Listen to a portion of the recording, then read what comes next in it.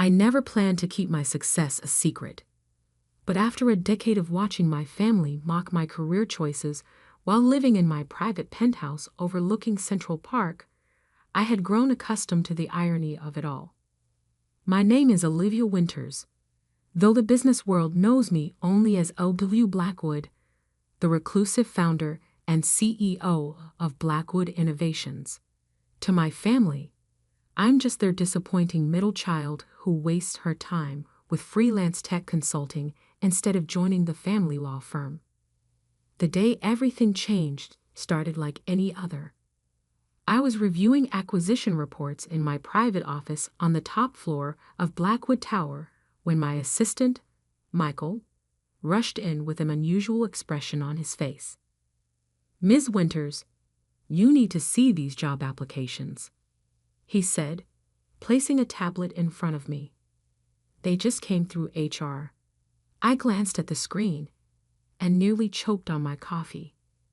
There, in pristine digital formatting, were the resumes of my sister Diane and my brother James. Both had applied for executive positions at Blackwood Innovations. "There's more," Michael added, scrolling to another document. "Your father's law firm is also pitching their services to our legal department. The meeting is scheduled for next week." I leaned back in my chair, memories flooding back from 10 years ago. I was fresh out of college with a computer science degree, pitching my ideas for revolutionary software architecture to my family over dinner. "Tech startups are a dime a dozen," my father had scoffed, barely looking up from his legal briefs. "Winters and Associates has been a respected law firm for 3 generations. That's real success, not this coding nonsense." Diane, 2 years older and already a junior partner at the firm, had smirked. "Come on, Dad. Let her play with her computers. She can always come work as our IT support when she fails." Only my younger brother James had shown any interest, but even that was condescending. "Maybe you could build us a better website for the firm," he had suggested, as if that was the height of technological achievement. I left that dinner knowing I would never convince them to see my vision. So I stopped trying. Instead, I took my savings, borrowed against my trust fund, and started working in absolute secrecy. The first few years were brutal. I worked out of a tiny apartment, taking legitimate freelance jobs while building my company on the side. Every family gathering became an exercise in restraint as they pitied my struggling career. "Still doing that freelance thing?" became their constant refrain, always tinged with mock concern and real condescension. What they didn't know was that my freelance thing was a cover for building one of the most innovative software companies in the world. Blackwood Innovations revolutionized enterprise architecture, cloud computing, and artificial intelligence. By the 5th year, we were valued at over $2 billion. By the 8th year, we had gone public, and my personal worth exceeded the combined value of every law firm in New York. Through it all, I maintained my cover. I kept my small apartment for family visits. Though I lived in a penthouse, I drove an old Honda to family functions, while my collection of luxury cars sat in a private garage. I endured their pitying looks while donating more to charity each year than their firm made in profit. Now, staring at their job applications, I felt a strange mix of emotions. Part of me wanted to reject them immediately, to let them feel a fraction of the dismissal they had shown me. But another part saw an opportunity for something more satisfying. "Michael," I said finally, "schedule the interviews. But don't conduct them in the executive suite. Use the small conference room on the 15th floor." He raised an eyebrow. "The one we use for junior positions?" "Exactly. And don't tell them anything about meeting with O.W. Blackwood. Let them think they're interviewing with middle management." After Michael left, I opened my laptop and began researching my siblings' recent careers. Diane had left our father's firm 2 years ago after a failed attempt to modernize their practice. James had bounced between several firms, never quite living up to our father's expectations. Now they both wanted to join the tech world they had once mocked. My phone buzzed. A text from Diane. "Hey sis, I just applied to this amazing tech company. Put in a good word if you know anyone there." I smiled at the irony. For 10 years, she had never once asked about my work or shown any interest in tech. Now that she needed something, suddenly my connections mattered. "I'll see what I can do," I replied, knowing that tomorrow would change everything. That evening, I stood in my penthouse, watching the sunset paint the city in shades of gold. On my desk sat an old photo from my college graduation, the last time my family had shown any real pride in me. Even then, it was tempered with concern about my impractical career choice. My assistant's voice came through the intercom. "Ms. Winters, your siblings' interviews are scheduled for tomorrow at 10 a.m. Your father's law firm pitch is set for 2 p.m. Are you sure about this?" I thought about all the family dinners where I sat quietly while they bragged about their legal victories. All the holidays where they treated me like a cautionary tale. All the times they could have supported me, but chose to judge instead. "Yes, Michael, I'm sure. Tomorrow, the Winters family will finally learn what real success looks like." I picked up the photo, studying my younger self's hopeful expression. Back then, I had wanted so desperately to prove myself to them. Now, I realized that the person I really needed to prove myself to was me. The next morning, I arrived at the office early, taking my private elevator to the 15th floor. The small conference room had been prepared exactly as I requested. Simple furnishings, no view of the city, nothing to suggest the true power of Blackwood Innovations. Through the security feed, I watched my siblings arrive separately in the lobby. Diane wore an expensive suit, her confidence evident in every movement. James looked more nervous, constantly adjusting his tie. They were escorted to the 15th floor, neither of them realizing that their supposedly struggling sister was watching from the executive suite above, about to change their world forever. Through the security monitors, I watched my siblings sit nervously in the small conference room. Diane kept checking her reflection in her compact mirror, while James drummed his fingers on the table. Neither of them had any idea that their lives were about to change completely.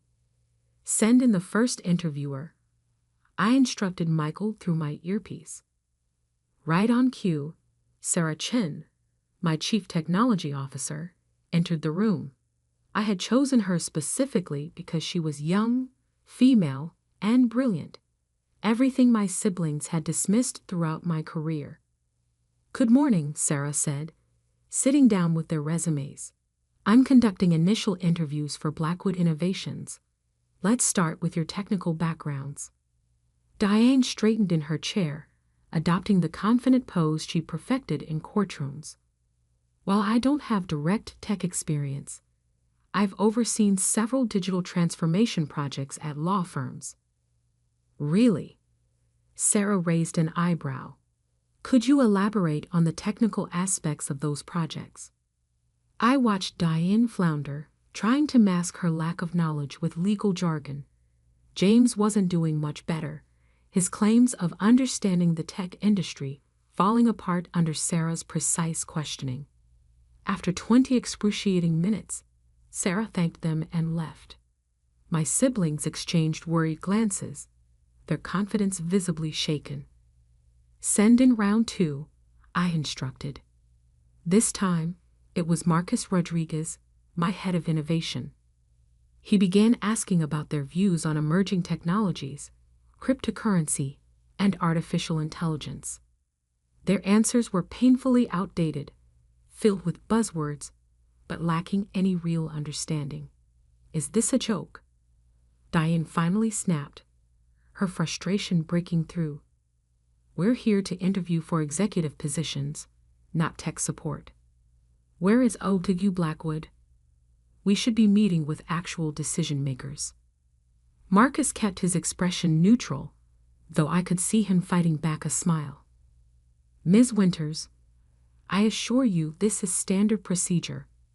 However, if you prefer to leave. No.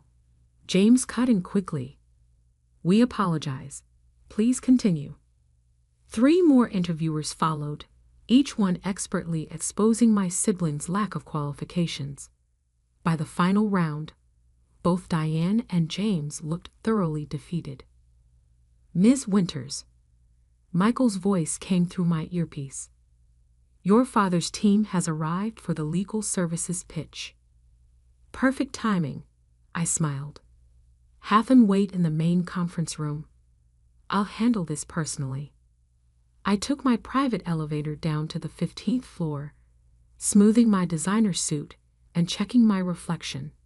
10 years of hiding my success had led to this moment. The door to the small conference room opened, and I walked in. The look on my siblings' faces was priceless, confusion, then shock, then dawning horror as they realized what was happening. Olivia? Diane stammered. What are you doing here? We're in the middle of interviews. Actually, I said, taking a seat at the head of the table. You're at the end of your interviews, and they haven't gone well. James leaned forward, his face flushing. What do you mean? How would you know? Because I own this company. I cut him off calmly. I am overlooking Blackwood. The silence that followed was deafening. Diane's mouth opened and closed without sound. James gripped the table edge so hard his knuckles turned white. That's impossible, Diane finally managed.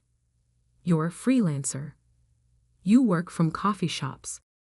I laughed, the sound echoing in the small room. No, Diane. That's just what I let you believe. While you were all pitying my career choices, I was building this. I gestured around us. Blackwood Innovations, a Fortune 500 company worth more than every law firm in New York combined. But James was struggling to form words. All these years? Yes, I nodded.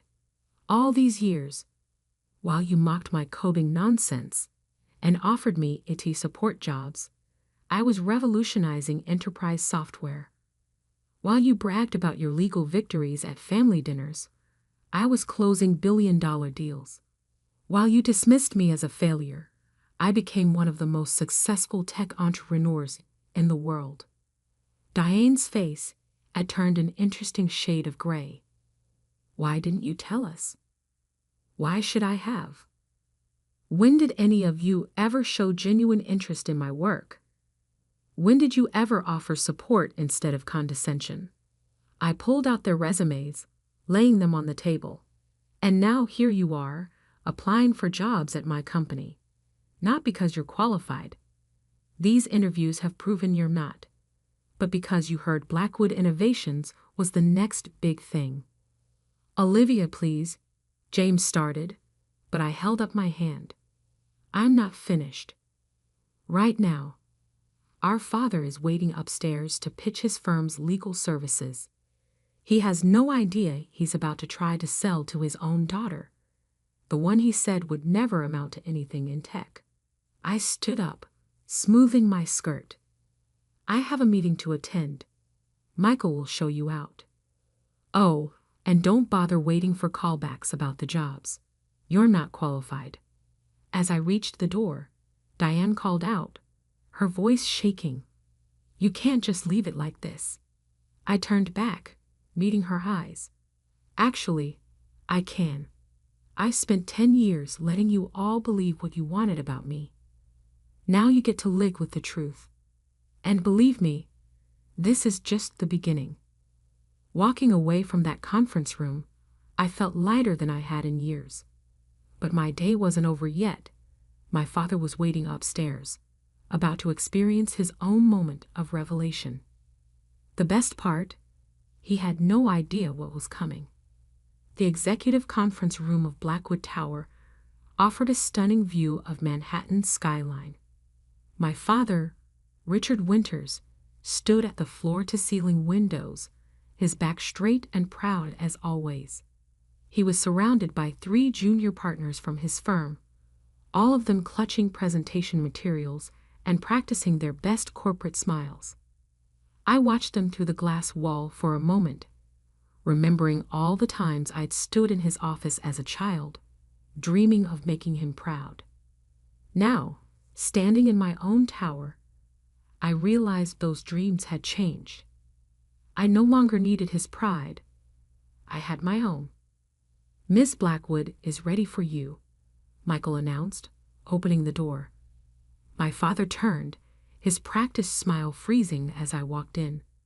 For a moment, confusion crossed his face, then shock, then disbelief. "Olivia," he stammered, "what are you doing here?" I sat down at the head of the conference table, enjoying the moment. "Hello, Dad. I believe you're here to pitch legal services to Blackwood Innovations." The junior partners exchanged bewildered looks. One of them quickly flipped through his notes, probably wondering if they'd somehow missed this connection in their research.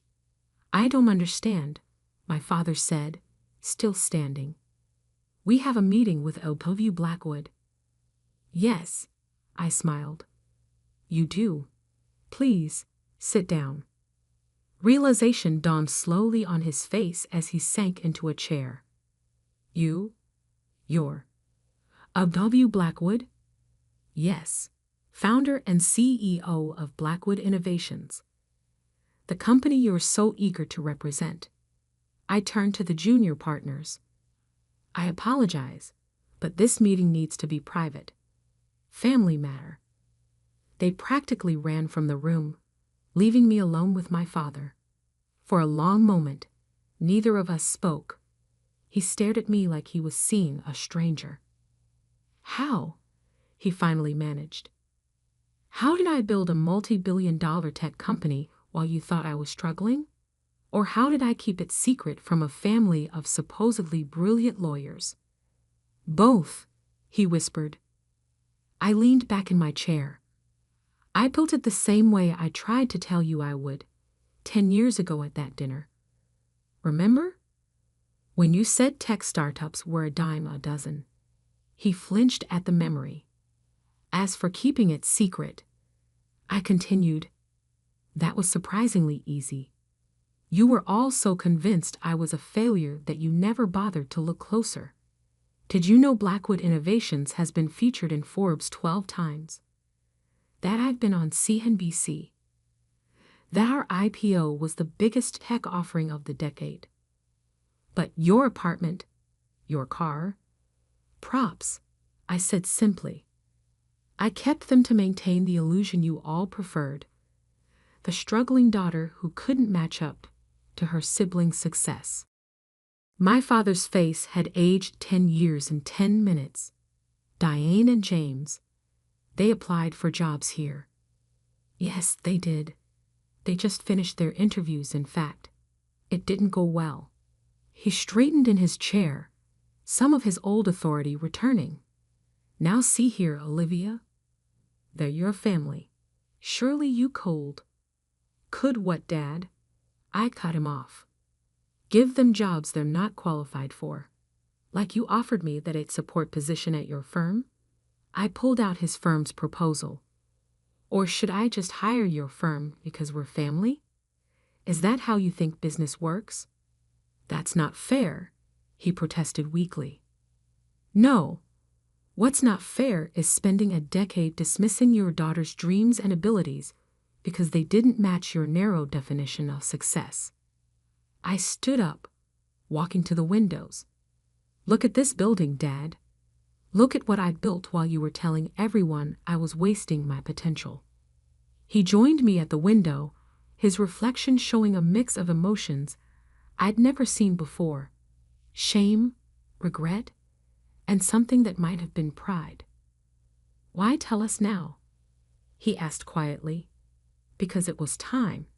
Because I'm tired of maintaining the lie. And because—" I turned to face him. "I wanted you all to learn an important lesson about judging people. And have we learned it?" A hint of his old sarcasm crept into his voice. "I don't know, Dad. Have you? Your children just applied for jobs at a tech company you said would never succeed. Your firm is pitching services to the daughter you said would never amount to anything. What do you think?" He was quiet for a long moment, staring out at the city. Finally, he turned to me. "I was wrong about you, Olivia. I've been wrong for a very long time." "Yes, you have." I walked back to my desk and pressed the intercom. "Michael, please show Mr. Winters out. And cancel all his firm's future appointments with us." "Wait," my father said quickly. "You're not even going to consider our proposal." I met his eyes steadily. "No, Dad. Just like you never really considered my ideas or potential. The difference is, I'm making this decision based on business merit, not personal bias." As he reached the door, he paused. "What happens now? With the family? That depends on all of you. I'm done hiding my success, done playing the role of the disappointing daughter. If you want a relationship with me now, it will have to be on different terms." After he left, I sat in my office watching the sunset paint the city in shades of gold. My phone had been buzzing continuously. Messages from my mother, my siblings, even distant relatives who had somehow already heard the news. I opened one from Diane. "I'm so sorry. For everything. Can we talk?" Then one from James. "I understand now why you kept it secret. I wouldn't have trusted us either." Finally, one from my father. "You've built something remarkable. Not despite ignoring my advice, but because you had the courage to follow your own path. I'm sorry I couldn't see that sooner." I didn't respond to any of them immediately. Instead, I called Michael in. "Cancel my dinner plans," I told him. "I need you to set up something else." The next evening, I hosted a family dinner in my penthouse, my real home, not the small apartment I'd used as a cover. They arrived one by one, their eyes wide, as they took in the luxury they'd never known I had. "Before we eat," I announced, once they were all seated, "I want to make something clear. This dinner isn't about forgiveness or pretending the past didn't happen. It's about moving forward honestly. Can we do that?" They nodded, looking appropriately humbled. "Good," I smiled. "Then let me tell you the real story of how I built Blackwood Innovations. No more secrets, no more hiding, just the truth." As I began my story, I saw something new in their eyes. Not pity, not condescension, but genuine respect. And for the first time in 10 years, I felt completely free. The next morning, I walked into my office wearing success openly. No more pretenses, no more hiding. My family had learned their lesson about underestimating people, and I had learned that sometimes the best revenge isn't proving others wrong, it's proving yourself right. The press got wind of the story, of course. Tech billionaire's secret identity revealed became the headline of the week. But I didn't care anymore. I had spent 10 years building something extraordinary while my family believed I was failing. Now they would spend the rest of their lives knowing that their biggest failure wasn't in business. It was in failing to see the success right in front of them. And that was worth more than any fortune I'd built.